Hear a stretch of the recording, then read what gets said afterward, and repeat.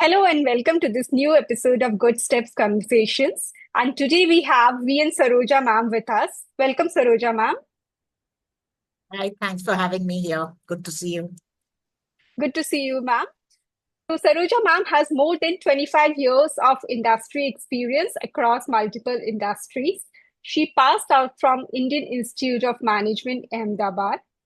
Thereafter, she co-founded Naukri.com, the website which we all have used at some or the other time in our careers. Then she founded Interbase Consulting and Movico Technologies. Again, different domains, interesting domains, and worked with in strategy planning and bringing towards the new technologies at the forefront.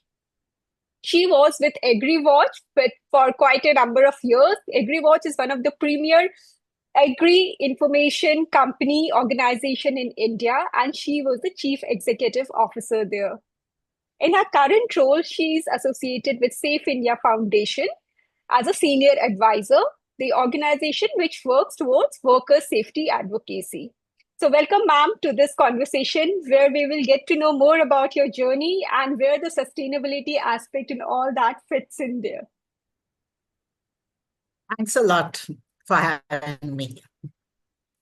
So, ma'am, let's begin from the beginning. Where did sustainability or sustainable living come in your journey in the personal life? Like, when did it start? Where did it start? Was it from the childhood? Was it a certain incident?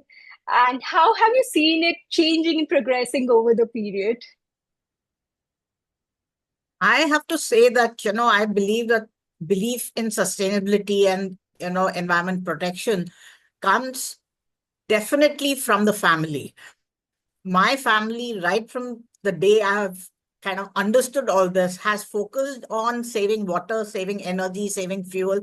And I think we've carried it through. When I grew older and started paying electric bills, I realized that, our family in our neighborhood had the smallest electric bill because we were trained how to, um, what is wastage and what you need to do. Similarly, with the gas cylinders and water. And I think it just gets imbibed, as you see everybody around you do it.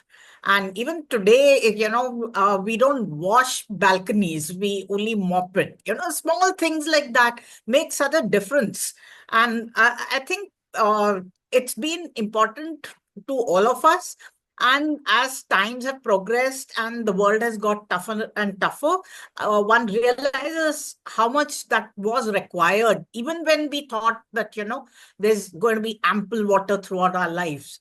And, stuff like that. Somehow my family already knew that these are not resources you waste.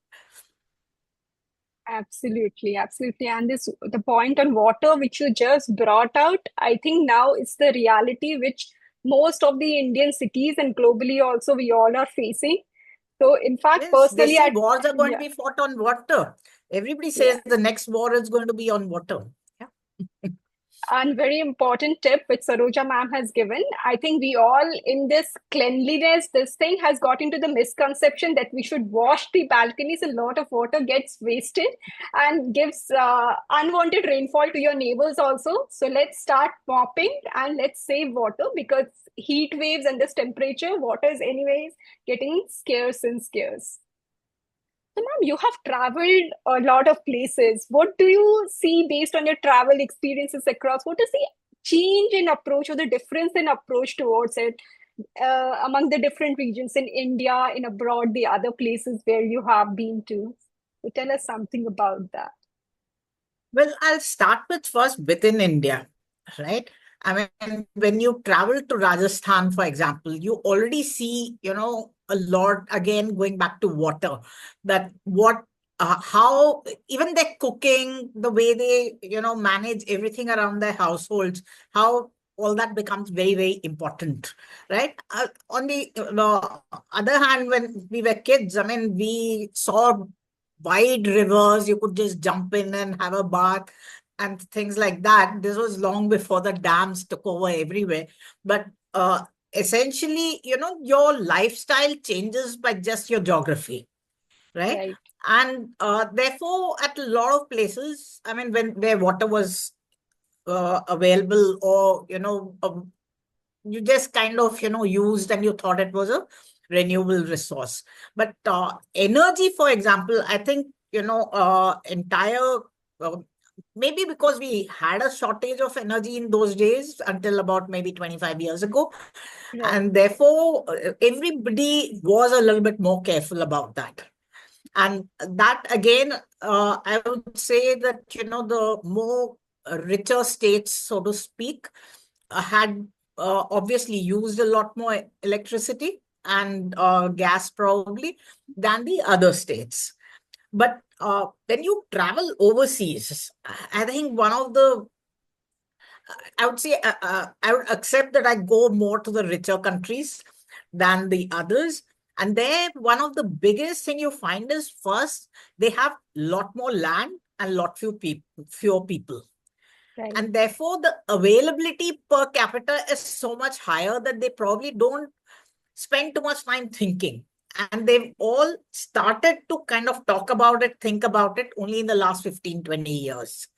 And but very surprisingly, a lot of the research around all this came from that side, right? right, So I'm kind of in awe of those sort of what are now, called woke people, or activists, that even when they had plenty, they kind of could see where all this was headed. But on the flip side, when you travel to some of the tougher places, or, around the deserts, around, uh, uh, let's just take deserts actually. And you can see the difference in how a country like Morocco handles heat versus how Dubai handles. And I would say something like what Dubai does is, to me, it looks unsustainable, right? To have, lakes in the middle of the city. I don't know. It's, to me, it feels not only unnecessary, it feels like it's not going to end well. But my lifetime, it may continue to, do whatever it's doing. But on the flip side, something like Morocco, you'll see that they are again more careful. They are partly, they're not fully as much of a desert as probably Dubai is, but at the same time, they have a lot of, resource crunches, as well as the heat is definitely a major issue there. And I can see how they work differently there because of, their constraints.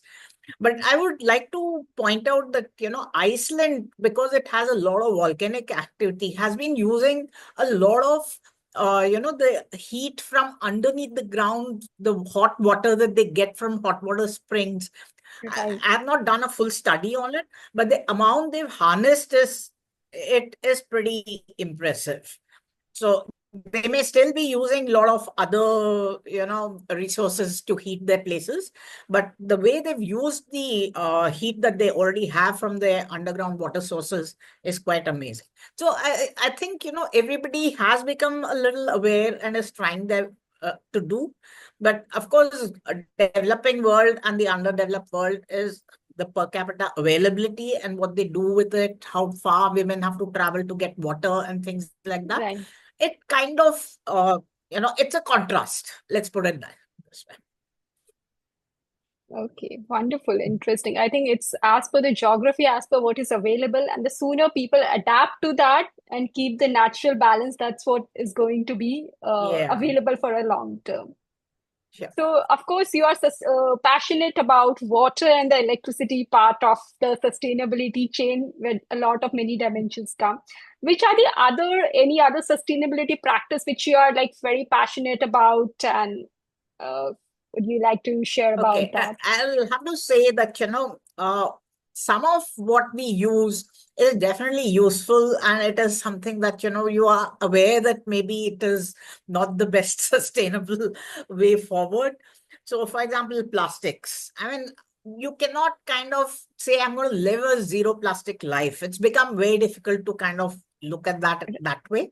And Absolutely. you are fully at least I'm fully aware of the implications of using virgin plastic versus the other, and what can be used and recycled, what can't be used, and so on and so forth.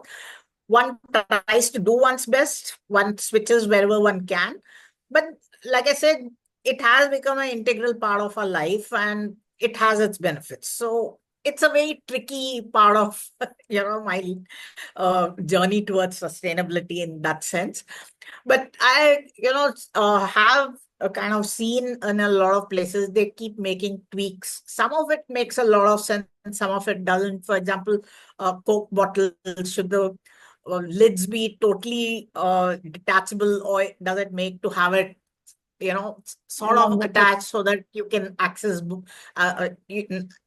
when you recycle, it's like done fully or something like that.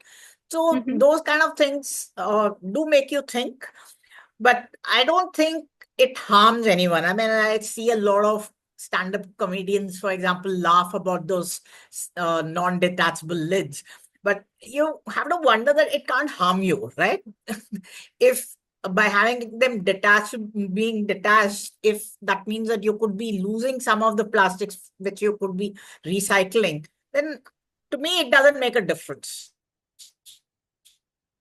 Maybe to some, they just feel uncomfortable or something like that. Similarly, I think consumer goods, other things, how much aluminum we use, or how much any other metal should we be using, shouldn't we be using, what are the pros and cons of, glass versus a can or anything like that.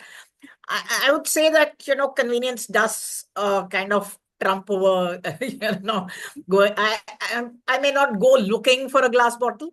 If I find the option, I may take that. Stuff like that does happen. Then the two big ones are obviously, how you commute and how you travel. So I would say that I try my best not to kind of uh, waste, or, for example, one of my habits has been to keep my car very well serviced. And Right, even a same model, same year, a lot of people say they don't get the mileage that I get. So to right. me, it makes sense. But yes, it does cost a little extra. If you don't service your car every quarter, then yes, you won't get the mileage, but you're saving on the servicing cost. So it's a trade-off of some sorts. But I'm willing to make that, investment to ensure that the fuel costs are lower. I have been looking to switch to a hybrid, but I have not done that yet, or an EV. So that's again also because I've been a little skeptical about the lithium batteries and how Right. they will. End of the day, you do understand that, your if it's an EV, especially, that your power, you don't know whether it's clean power or not, right? So uh, it's been like, okay, let's keep looking at it. When a better option comes, maybe we'll look at it, kind of thing. Then in terms of uh, ACs, I have to say, probably my family was one of the last in our entire neighborhoods to get it. I was probably 21 or something when we got our first AC. And again, we are not a family that even today uses for 24 hours a day. But some could say you should live in a place where you don't need a AC at all, or build a house that doesn't need. I don't think all of us have the uh, Yes, leeway to do that, or the privilege to be able to do that. But what we can do is not switch it on the moment you feel slightly uncomfortable, right? Or have it on all day or something like that. But again, like I was mentioning, that for the kind of lifestyle and the kind of people we live with, if you're doing a little bit more than the others, maybe, we can do a little bit more, but at some point you have to say, okay, there's again the trade-off between convenience versus, giving up everything for the absolutely. environment. So it's a tough call, but one tries what one can do. Absolutely very valid point. In fact, it is the intent and what is practical for you to do, which you can keep on continuing for a long term. That is very important because we don't need everybody doing it perfectly, and we don't want people to giving up the things, because then you cannot be on that path for a long period. So you have to look at practicality.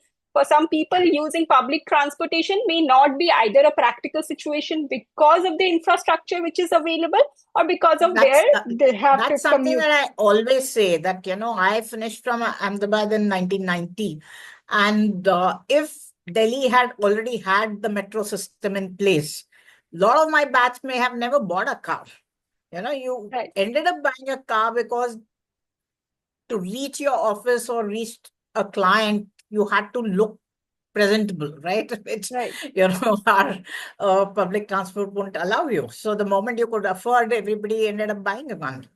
And it became sort of a vicious cycle, right? So there were more cars because there were more Right. cars because there's no transportation. Then there were more roads because there were more cars, and then more cars because of the roads, and it's just been Yeah. downhill from there. Yeah. But one very interesting and important point which you mentioned about the servicing. So it is not only good for the fuel economics, but also the emissions which comes. That also gets reduced when the car is properly serviced, because then you're consuming lesser fuel. Can say that for sure, that it makes a lot of difference in terms of fuel efficiency. There's absolutely no doubt about it. Right. So, moving on, when we talk about sustainability, normally this discussion comes that it is only for the government, or it is for the businesses, the big businesses. But uh, I think it's about the intersection or the balance between the individuals, the businesses, as well as the policies driven by the government. Your thoughts on that side, or what you have, how do you see that? I think I see it in three parts actually. One is, of course, the family. Like I said, if your family is already oriented towards it, you look out for what are the best options. The other is schooling and academics. What are you taught there? Are you taught scientific temper, which allows you to understand what, anybody is saying, what is the research telling you, uh, whatever it is that is required, whether it is about sustainability, whether it's about medicine, whether it's about, ecology, anything around these things. And the third is, of course, what industry and the government decide in terms of town planning, nation building, that what are the solutions they believe will help everybody. It is unreasonable for someone to say, whether it is different countries or whether it's in groups of individuals, to say, I have used all this, I know what are the drawbacks, now I'm not going to let anybody else use it. We can't do that, right? Right. I mean, end of the day, everybody deserves a better quality of life, but the question then becomes, who pays for it? And I think there is no doubt about it that those who kind of have contributed the most to the degradation should definitely share a larger share of the Sure. solution also. Uh, but somehow I feel that, not too many governments and the sort of industrialists or businessmen look at it in that sort of what they may end up calling socialist way, but it is not so much socialism as much as, I think, practicalism also. If it is, if you want new consumers, you need to ensure they have a good lifestyle, and therefore you have to kind of contribute to their lives in certain ways, if one has to look at it just from the money aspect of the whole thing. But somewhere I think a lot of countries, it just keeps getting pushed down the generations because nobody wants to take these tough calls. And that is one of the issues, I think, where we've not made as much progress as we could have in kind of keeping the earth as you know As well as we cleaner, could have. as balanced as we could have. Yes, Yeah. absolutely. Ma'am, you are currently handling a very critical aspect of sustainability, which is not very often spoken about, the safety part of it. So tell Sure. us about that. What made you get in that domain and what is in general happening? Uh, See, again, I have to say that, the world is waking up to these things, and ESG in the last 10 years has become a very important part of how to run the earth, businesses, as well as, to protect Mother Earth. So a lot more focus has gone into the environment part of it, because it is more visible, right? When there is a drought or when there are floods, everybody realizes that this has happened. Or when someone's cutting down trees, you can see what the impact happens. Or when there's a downpour and there's landfall, you see what is happening there, right? So it, I think, gets a little bit more attention, Visibility. and the solution seems like kar sakte hain. So let's focus more on that. But in order to keep the whole system going properly, I think sustainability, which includes issues like uh, worker safety or road safety, and in general just helping the both uh, the ecosphere, biosphere, all of them going together and keeping it sustainable for everybody, right? So this particular organization, Safe in India Foundation, has been working since 2016 and has been working on helping injured workers, especially from the automotive sector, who work in the deeper supply chain and have lost some part of their body or the other to factory accidents.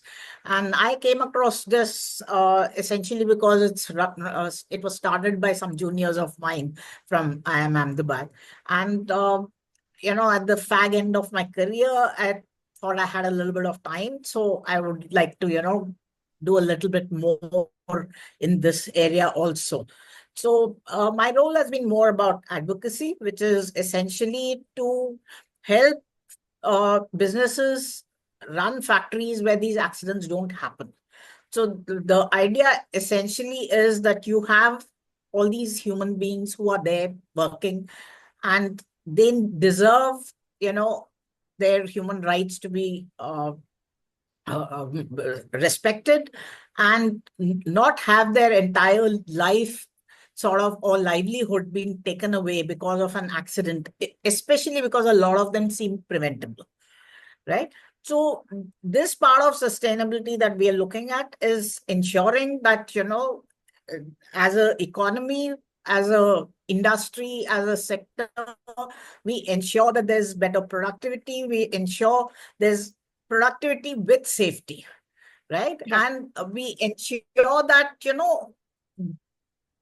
that we would like this entire industry to look at it as not only their duty to kind of look at all these people, but look at what they should be doing anyway, Right. right? In terms of ensuring that everybody is safe, that every vehicle that we use is made by minimizing the number of accidents that happen, and to kind of ensure that the government and other stakeholders also intervene wherever required, and ensure that sustainability is not a word in the textbook and it's something that we all work on. Right. Right. Yeah. Very well, very well. I think this part of the people part, and especially what goes behind the things which we are using day in, day out, it never comes, it's never so much thought about. So, but there are some ways in which you can make it safer for them because it's ultimately impacting their lives in so many different ways, in fact, lifelong for some of them. So, I mean, I say a great way of Ideally, handling. every resource that is, used should be managed and respected. And that's one of the key things that whether it's electricity, whether it's human beings, whether it's metal that's used, whatever it is, there has to be a process, and there has to be, full respect given. That awareness is not coming. So thanks for bringing that out. And ma'am, I'll just we are on the last part of this, and I'll want to end it with one quick action point which you would recommend to anyone who wants to start their journey. One action which is simple, which is practical for most of the people, and you have found to be very impactful. Maybe it's on water and energy, that is also fine. So whichever, because that is something which we all have a complete control on in our houses as.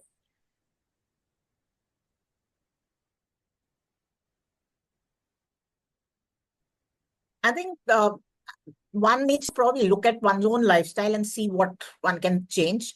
But I see a lot of resistance around me around garbage separation, around usage of water, around usage of electricity, how gas is used, and stuff like that. I think small, you know, changes that one makes could definitely add up to something big.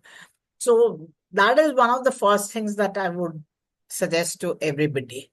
The other is, I think, maybe voting with your wallet or voting with your voting rights, but the kind of, again, mm, destruction that we're seeing around mountains and stuff like that to introduce tourism, I find that, maybe we need to kind of tell ourselves that if one cannot walk the last 5 kilometers, maybe one should not be going there. Yeah, And it should not be our right to kind of, go wherever we want. We should be able to do it ourselves also. And that absolutely. I find is something that, maybe all of us can think through and see how much of it should be, or maybe we should be open to being taxed if one wants to take a vehicle in certain areas, so that we minimize the number of people who go there. And on the flip side, I see now people have the option of even landing on helicopters in a lot of places which are very ecologically sensitive. Right. And that I it's one thing for invading places because there are no people, there are more people and they need place to live in, or things like that. It's quite another to kind of do it for something, I don't know, maybe they'll say you find it unnecessary, we don't find it unnecessary, but it is harming a lot of people who live there, and it is going to harm the future generations. So that is something that, are we looking at our lives as guardians of the next generation, guarding whatever resources we have for the next generation? I think that's something that you need to look at, that what is the world we are leaving for our grandchildren or the great grandchildren? And what would they think about what we are doing today? Yeah. Absolutely, absolutely. Thank you so much, Saroja ma'am, for sharing your thoughts and insights. I'm sure a lot of people will get a lot of practical insights from this and can choose what they think is practical and in their circumstances to adopt small actions, simple actions, which are good for them and the planet. Thank you so much, ma'am. Thank you for having me. I think I haven't had a chance to air all these opinions of mine for a long time. So thank you for giving me the opportunity. Thank you, ma'am, and have a good day. You too. Bye. Bye.